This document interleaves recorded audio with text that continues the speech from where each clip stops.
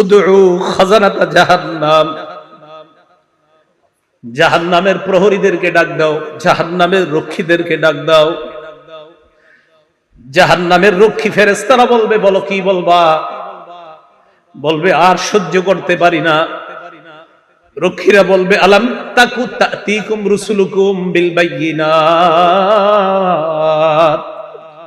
রাসূলরা কি তোমাদের কাছে দাওয়াত নিয়ে আসে নাই? তারা বলবে, বালা এসেছে, তো গ্রহণ কেন করো নাই? এবার তারা বলবে, প্রহরীদেরকে ডাক দিয়ে লাভ নাই, উদউ মালিকা, জাহান্নামের দারোগা মালিককে ডাক দাও। ওয়ানাদাউ ইয়া মালিকুল ইয়াকদি আলাইনা রাব্বুক, জাহান্নামের দারোগা মালিককে ডাক দিবে, ডাক দিয়ে বলবে, ও মালিক, আল্লাহরে বলো আল্লাহ যেন আমাদেরকে মৃত্যু দিয়ে দেয়। জাহান্নামের দারোগা মালিককে যখন তারা ডাক দিবে, মালিক তাদের ডাকে সাড়া দিবে।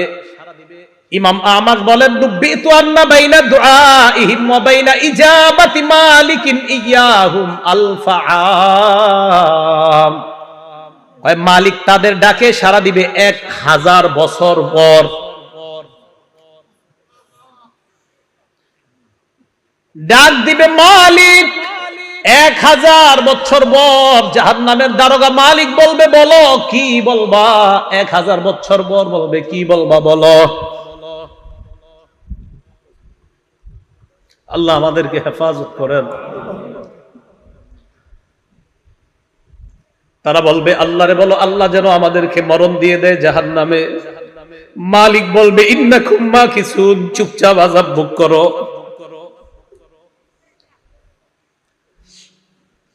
এবার তারা বলবে, জাহান্নামের প্রহরীদেরকে ডাক দিয়ে লাভ হয় নাই, মালিককেও ডাক দিয়ে লাভ হয় নাই। উদউ রাব্বাকুম ইখাফফিফ আন্না ইয়াওমান মিনাল আযাব, রবকে ডাক দাও, রব আমাদের আযাব হালকা করে দিবে।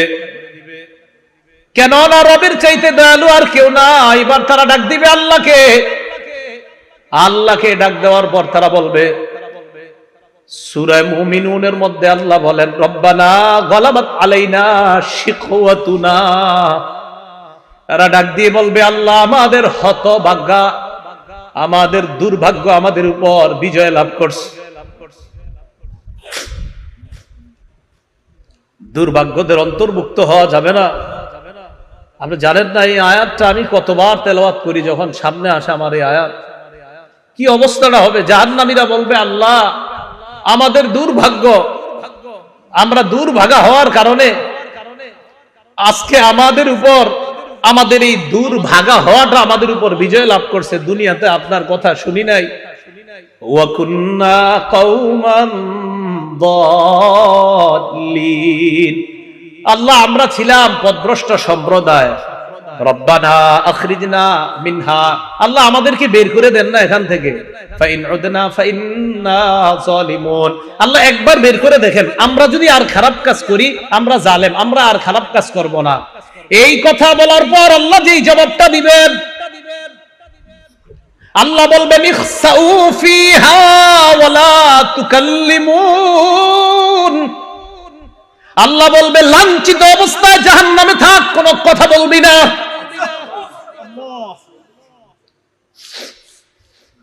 রব বলবে কথা বলবি না, চুপচাপ থাক। দয়াময় রব বলবে কথা বলবি না, চুপচাপ থাক।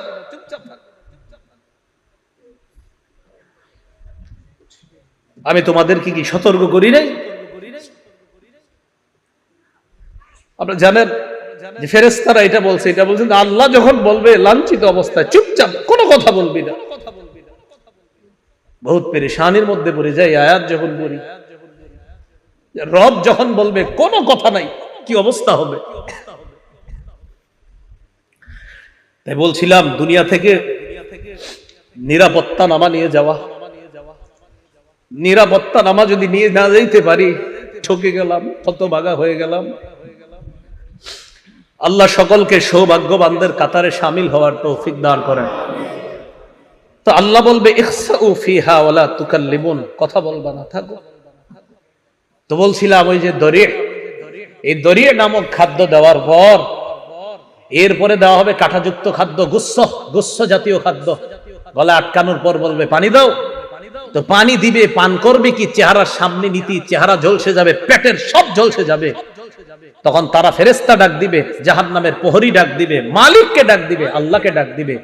সবাই তো একটা একটা বলবে, প্রহরীরা বলবে রাসূল আসে নাই, আর মালিক বলবে 1000 বছর পর চুপচাপ আযাব ভোগ করো, তাও তো একটু কথা বলবে। আল্লাহ কি বলবে দেখেন, লাঞ্ছিত অবস্থায় থাকো, কোনো কথা নাই, থাকো। রব যদি বলে কথা নাই, তখন তো শেষ। তো বলছিলাম দরিহ লা ইউসমিনু ওয়া লা ইউগনি মিন জু'। কয় দরি নামক খাদ্যটা কেমন জানো? এটা পুষ্টিও যোগায় না, ক্ষুধাও নিবারণ করে না।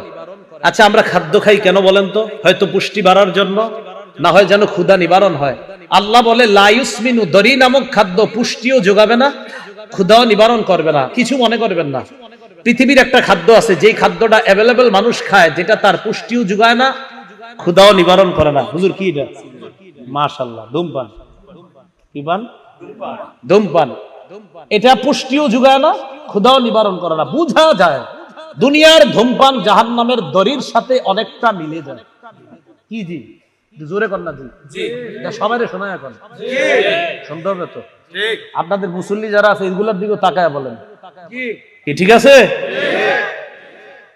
দড়ি যেটা পুষ্টিও যোগায় না, ক্ষুধাও নিবারণ করে না। তো আমি কিন্তু বলছি না, আপনারাই বলছেন, আমি কিন্তু প্রথমে বলি নাই ধূমপান, আপনারাই বললেন এই খাদ্যটা কি? এটা পুষ্টিও যোগায় না, ক্ষুধাও নিবারণ করে না। তো আপনারা এবার মিলান, এটার সাথে কোনটা মিলে? এরপরেও যদি কেউ ধূমপান করে, কি করা? আল্লাহ হেফাজত করে না। তাহলে দড়ি নামক খাদ্য পুষ্টিও যোগায় না, ক্ষুধাও নিবারণ করে না। তো আমরা দেখছি যে এটার সাথে একটা খাদ্যের মিল আছে। আর আমি মাঝে মাঝে অবাক হই, ধূমপানের প্যাকেটের মধ্যে লেখা থাকে ধূমপান মৃত্যু ঘটায়। লেখা আছে, মনে করেন লেখা আছে মৃত্যু ঘটায়, মানে আমি দেখতেছি লেখা মৃত্যু ঘটায়, এরপরেও টান দিতেছি, মানে কি?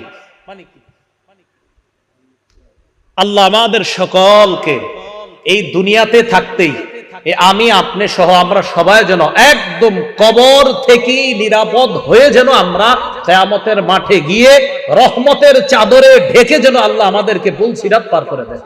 আমিন। তাহলে এতক্ষণ জানলাম আমরা এমন কিছু চেহারা, যেই চেহারাগুলো নিচে থাকবে, যেই চেহারাগুলোর ভয়ঙ্কর অবস্থা হবে, জাহান্নামে যাবে, এরকম এরকম হবে। এবার আল্লাহ কি বলে দেখেন, কিছু চেহারা থাকবে নিয়ামতে পরিপূর্ণ। আলহামদুলিল্লাহ, আল্লাহ আপনি আমাদেরকে ওই চেহারাওয়ালা বানায়া দেন।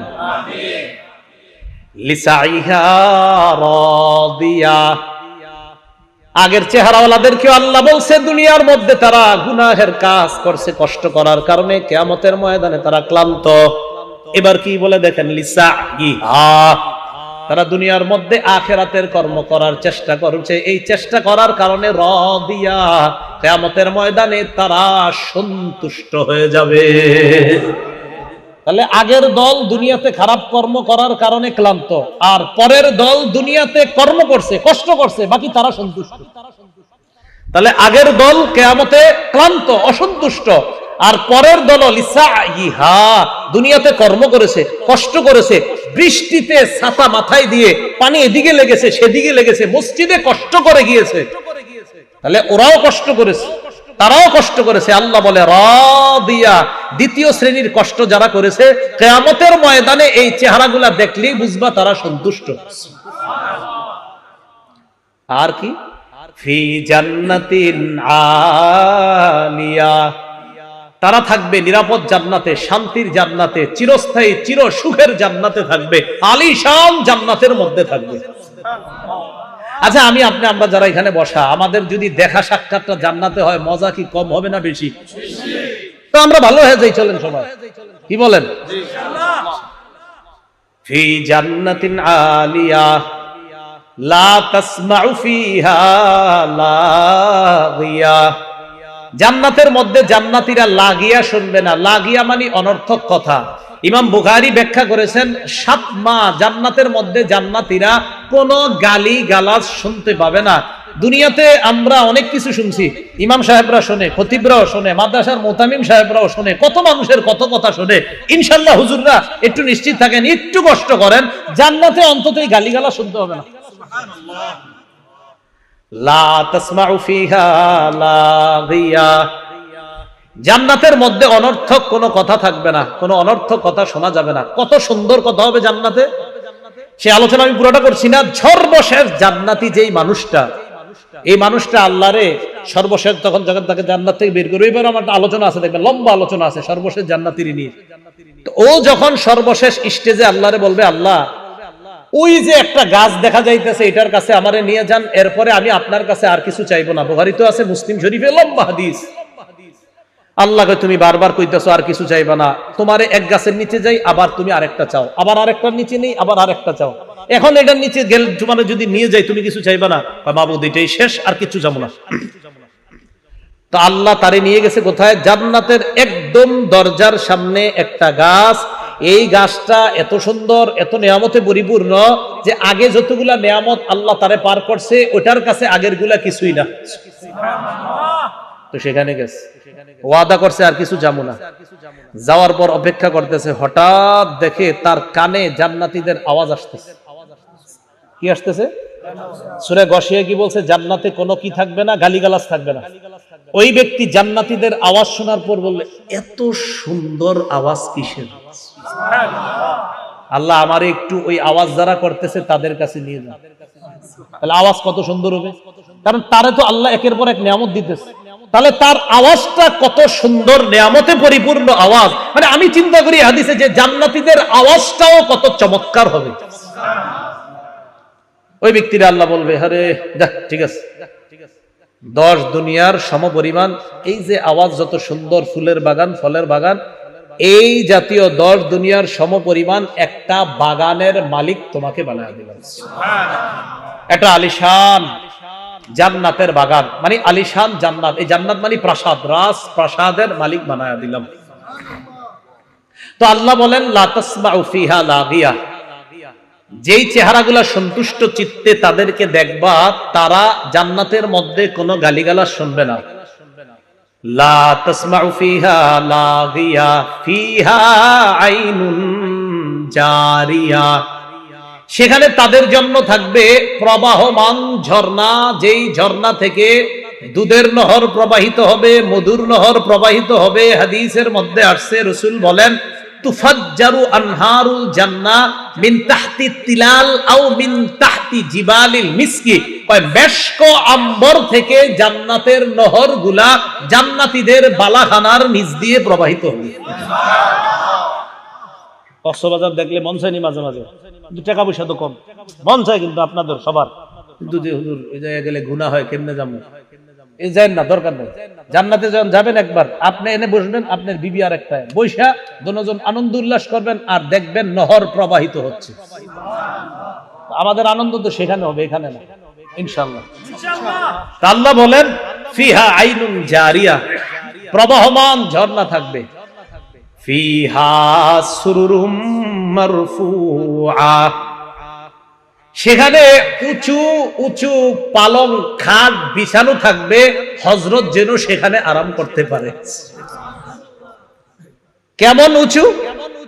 তাফসীরের কিতাবের মধ্যে আসছে যে সেখানে ইযা আরাদা ওয়ালিয়ুল্লাহি আইয়াজলিসা আলা তিলকা সুরুরি তাওয়াদাআত লাহু, আল্লাহর বন্ধুরা, আল্লাহর ওলিগণ যখন ওই খাটের মধ্যে উঠতে চাইবে, খাট তো উঁচু, খাট তার জন্য নত হয়ে যাবে, জি হযরত আসেন আমার মধ্যে বসেন।